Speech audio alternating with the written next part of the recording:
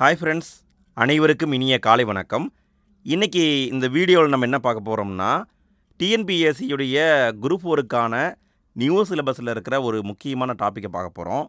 என்ன டாபிக் அப்படின்னு கேட்டிங்கன்னா, டிஎன்பிஎஸ்சியுடைய நியூ சிலபஸில் யூனிட் 4 பகுதியில் இந்திய ஆட்சியல், அதாவது பாலிட்டி பகுதியை கொடுத்துருக்காங்க.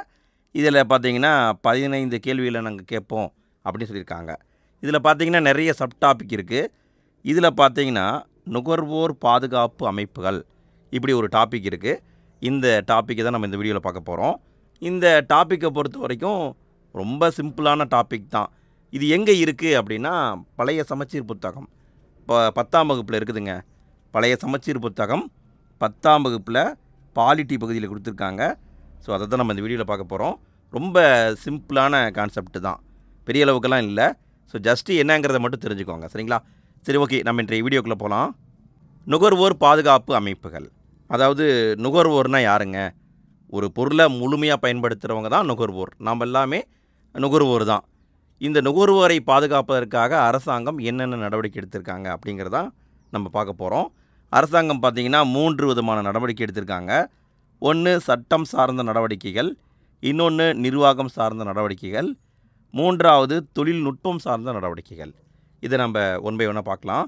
ஃபஸ்ட்டு நம்ம பார்க்க போகிறது சட்டம் சார்ந்த நடவடிக்கைகள், அதாவது என்னென்ன சட்டம் போட்டிருக்காங்க அப்படிங்கிறத நம்ம பார்க்க போகிறோம். இதில் ஃபஸ்ட்டு நம்ம உலகத்தை பார்க்க போகிறோம். உலகத்தில் என்ன நடந்திருக்கு அப்படின்னு பார்த்திங்கன்னா, 1962 மார்ச் 15 நுகர்வோர் உரிமைகள் அடங்கிய ஒரு நகல், ஒரு சட்டமானது அமெரிக்க காங்கிரஸ் சபைக்கு அனுப்பி வைக்கப்பட்டிருக்கு. அதை கொண்டாடும் விதமாக ஒவ்வொரு வருஷமும் மார்ச் 15 என்பது உலக நுகர்வோர் தினமாக அனுசரிக்கப்படுகிறது. அப்போ மார்ச் 15 என்பது உலக நுகர்வோர் தினம். ஃப்ரெண்ட்ஸ், இதுதான் முக்கியங்க. இந்த டேட்டை தான் கண்டிப்பாக கேட்பாங்க. இந்த டேட்டை கேட்பாங்க, ஆண்டை கேட்பாங்க. ஸோ பார்த்துக்கோங்க. அடுத்து பார்த்திங்கன்னா ரால்ஃப் நாடார்னு ஒருத்தர் இருக்கார். இவர் தான் நுகர்வோர் இயக்கத்தின் தந்தை. நுகர்வோர் இயக்கத்தின் தந்தை ரால்ஃப் நாடார். அடுத்து நம்ம இந்தியாவுக்கு வருவோம். இந்தியாவில் பார்த்திங்கன்னா 1986 நுகர்வோர் பாதுகாப்பு சட்டம், இதை கோப்ரா அப்படின்னு சொல்லுவாங்க, கன்சியூமர் ப்ரொடெக்ஷன் ஆக்ட், இது இயற்றப்பட்டிருக்கு. இது முக்கியம் ஃப்ரெண்ட்ஸ். அதாவது நல்லா பார்த்துக்கோங்க. இதை எப்படி கேட்பாங்கன்னா, நுகர்வோர் பாதுகாப்பு சட்டம்னு கேட்கலாம், கோப்ரா அப்படின்னும் கேட்கலாம், சரிங்களா? ஸோ இதனுடைய மீனிங்கையும் பார்த்துக்கோங்க, இதையும் கேட்பாங்க. விரிவாக்கம் என்னன்னு கூட கேட்கலாம். ஸோ 1986 நுகர்வோர் பாதுகாப்பு சட்டம் இந்தியாவில் இயற்றப்பட்டது. இதை இந்திய நுகர்வோர் மகாசாசனம் அப்படின்னு சொல்லுவாங்க. சரி, ஓகே. அடுத்தது பாருங்கள், டிசம்பர் 24 இந்திய தேசிய நுகர்வோர் தினம் அனுசரிக்கப்படுகிறது. ஸோ நல்லா பார்த்துக்கோங்க ஃப்ரெண்ட்ஸ். இந்த 1986 சட்டம் கொண்டு வந்தாங்களா, அது எப்போ கொண்டு வந்தாங்கன்னா டிசம்பர் 24 கொண்டு வந்தாங்க. அதனால் ஒவ்வொரு வருஷமும் டிசம்பர் 24 என்பது தேசிய நுகர்வோர் தினம். நல்லா பார்த்துக்கோங்க. மார்ச் 15 என்பது உலக நுகர்வோர் தினம், டிசம்பர் 24 என்பது இந்திய தேசிய நுகர்வோர் தினம். அதற்கு அடுத்து வேறு என்னென்ன பண்ணியிருக்காங்க அப்படின்னா, இந்த சட்டத்தின் அடிப்படையில் நுகர்வோருடைய நலன்களை பாதுகாக்கிறதுக்காக மத்திய லெவலில், மாநில லெவலில் பார்த்திங்கன்னா தனித்தனி துறைகள் இயங்கிட்டுருக்கு. நுகர்வோர் பாதுகாப்பு துறைங்கிறது இயங்கிட்டுருக்கு. இந்த துறைகளை பொறுத்த வரைக்கும் 3 அடுக்கில் நுகர்வோர் நீதிமன்றங்கள் ஏற்படுத்தப்பட்டிருக்கு. நமக்கு ஏதாவது பிரச்சனை அப்படின்னா இந்த 3 அடுக்கில் நம்ம முறையிடலாம். ஃபஸ்ட்டு லெவல் அப்படின்னு பார்த்திங்கன்னா மாவட்ட லெவலில், அதாவது மாவட்ட லெவலில் ஒவ்வொரு மாவட்டத்துலேயும் மாவட்ட அமைப்பை உருவாக்கியிருக்காங்க. இதில் நம்ம முறையிடலாம். இதில் நமக்கு தீர்வு கிடைக்கல அப்படின்னா அடுத்து மாநில லெவலுக்கு நம்ம போகலாம். மாநில லெவலில் மாநில நுகர்வோர் கமிஷன் இருக்குது, இங்கே போய் நம்ம முறையிடலாம். அவங்க கொடுக்குற தீர்ப்பு நமக்கு சாட்டிஸ்ஃபேக்ஷனாக இல்லைன்னா தேசிய லெவலுக்கு நம்ம போகலாம். தேசிய நுகர்வோர் ஆணையம் அமைக்கப்பட்டிருக்கு. அது எங்கே இருக்குது? டெல்லியில் இருக்குது. இதுதான் மேல்முறையீட்டு அமைப்பு. புரியுதுங்களா? 3 அடுக்கில் நுகர்வோர் நீதிமன்றங்கள் ஏற்படுத்தப்பட்டிருக்கு. இது பார்த்திங்கன்னா நுகர்வோர் பாதுகாப்பு சட்டம், இது ஒரு சட்டமாச்சா? அடுத்து பாருங்கள், உணவு பாதுகாப்பு மற்றும் தரச்சட்டம்னு ஒரு சட்டம் இருக்குது. இதை 2006 கொண்டு வந்திருக்காங்க.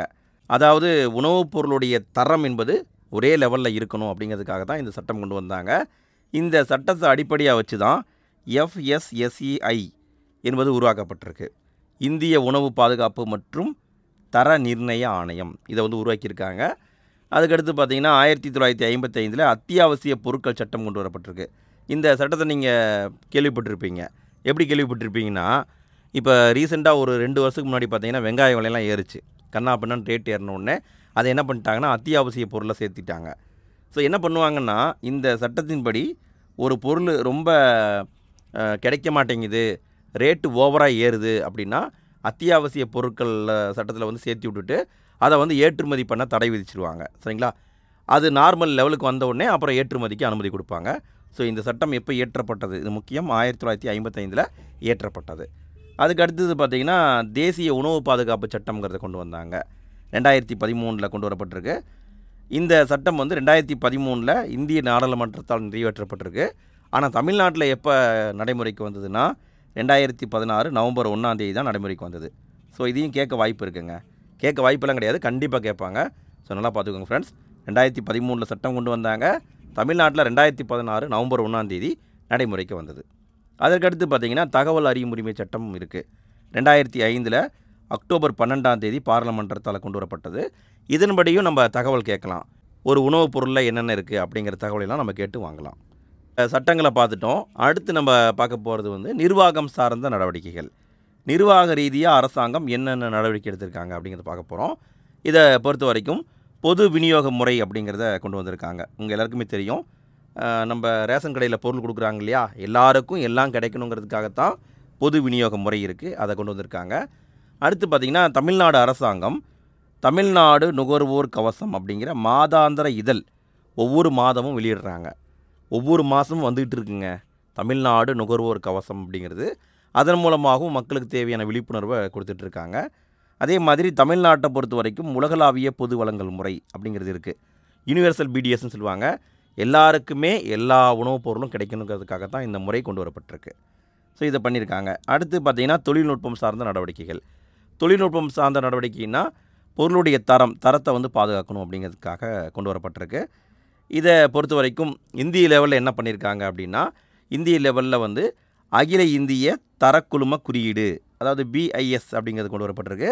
அக்மார்க் அப்படிங்கிறத கொண்டு வந்திருக்காங்க. இந்த ரெண்டும் வேறு வேறு கேட்டகரி. பிஐஎஸ் என்பது தொழில் சார்ந்த நுகர்வோர் பொருட்கள் மீது குறிக்கப்படும் குறியீடு.